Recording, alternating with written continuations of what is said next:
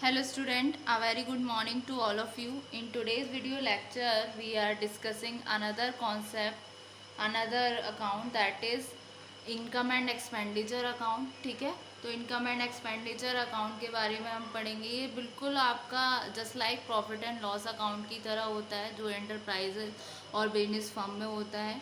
ये शो करता है सभी रेवेन्यू इनकम के कितनी हमने अर्न की, कितना हमने एक्सपेंस किया पूरे अकाउंटिंग ईयर में.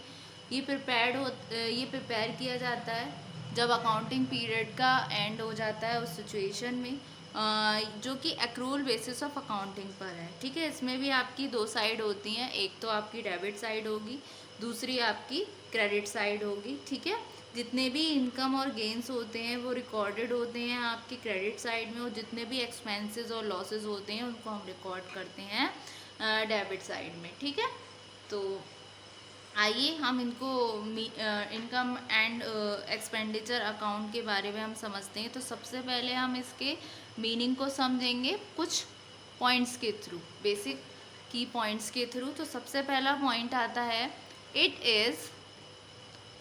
Is like profit and loss account of an enterprise और बिजनेस फर्म. ठीक है, फिर नेक्स्ट आता है, it shows all revenue income earn and revenue expenses इनकर ड्यूरिंग एन अकाउंटिंग पीरियड. ठीक है, तो it shows all revenue income earn and revenue expenses incurred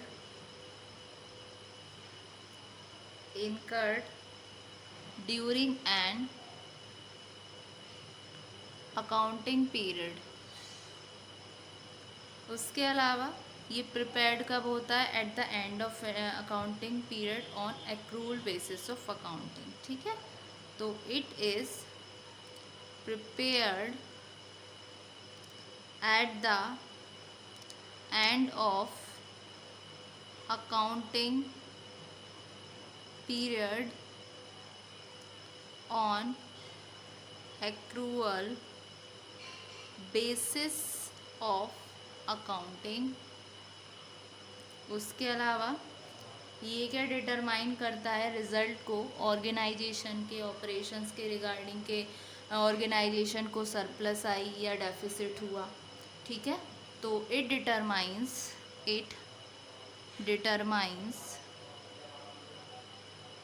the result of the organisations operations whether it has surplus or deficit. Next आता है आपका,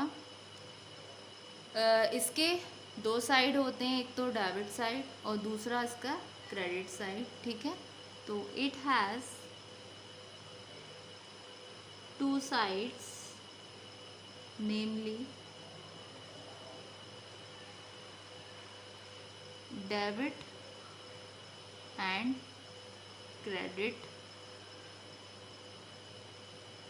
All the incomes and gains are recorded on the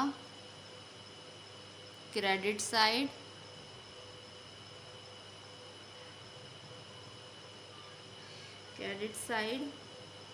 and all the expenses and losses are recorded on the debit side.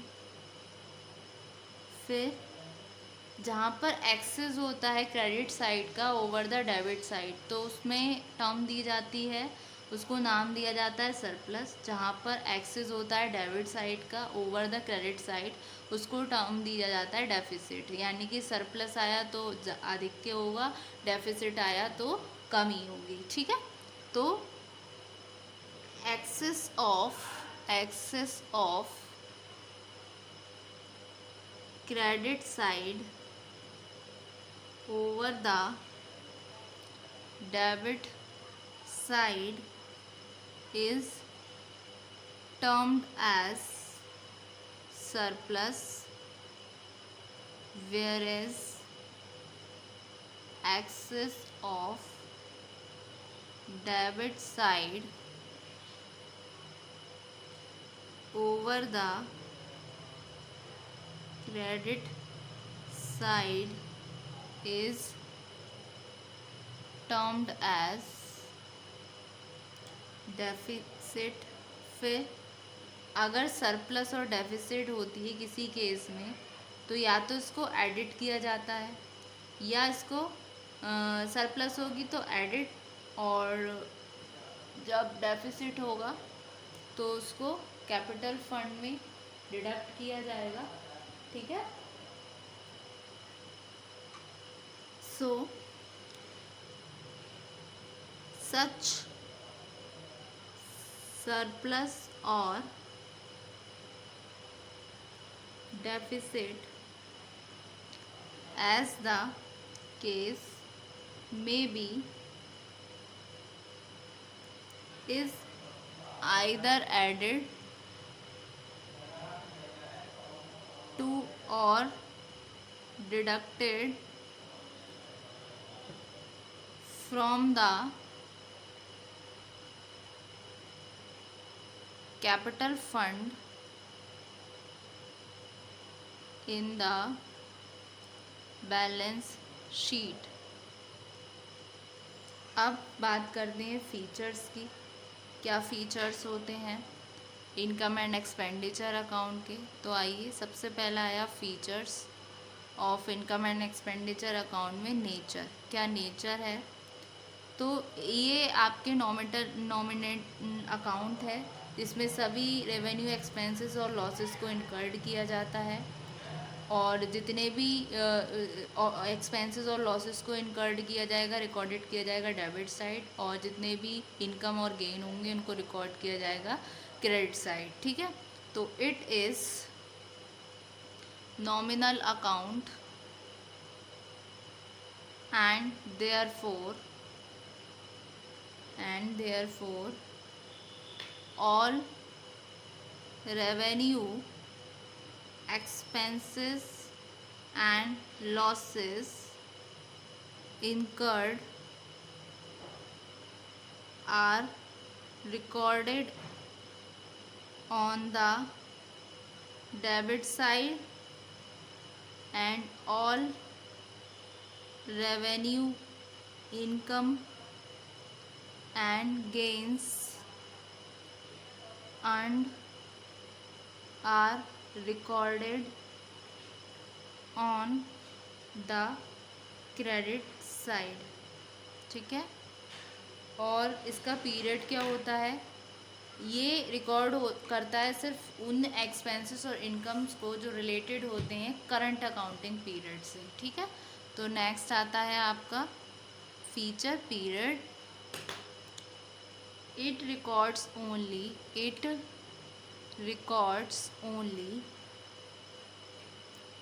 those expenses and incomes which relate to the current accounting period। ठीक है, अब next जो nature है, जो इसका next है वो basis feature, वो है बेसिस ऑफ रिकॉर्डिंग। ये फॉलो करती है अक्रूल बेसिस ऑफ अकाउंटिंग को एसरटेन करने के लिए कि सरप्लस आना है या डेफिसिट आना है जो। ठीक है, तो it follows the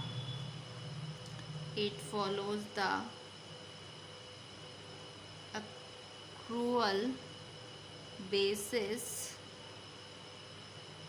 of basis of accounting to ascertain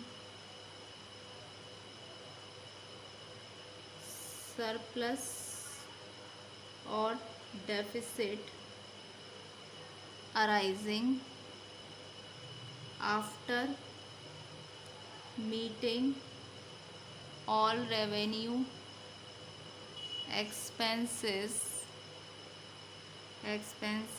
against all revenue incomes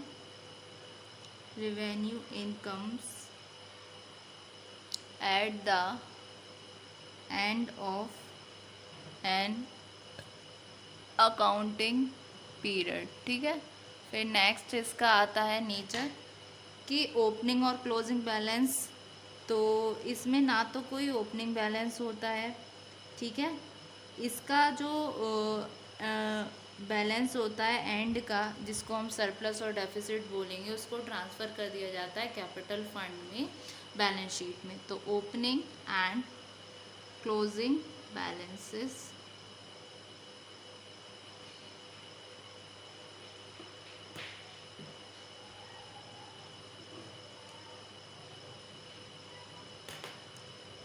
it has no opening balance,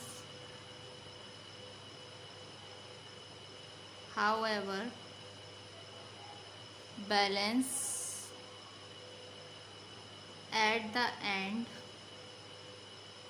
is either surplus or deficit,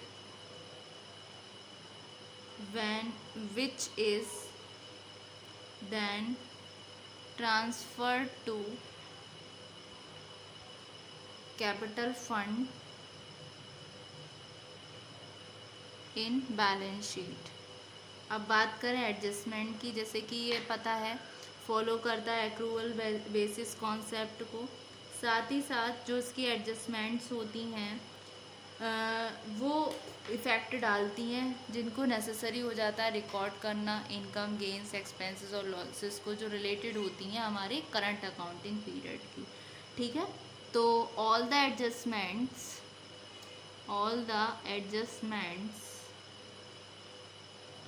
are to be given effect, which are necessary to record the gains, incomes, expenses and losses relating to the current accounting period. ठीक है, ये हुआ आपका concept of Indian expenditure account और ये रहे इसके features. ठीक है, thank you so much student.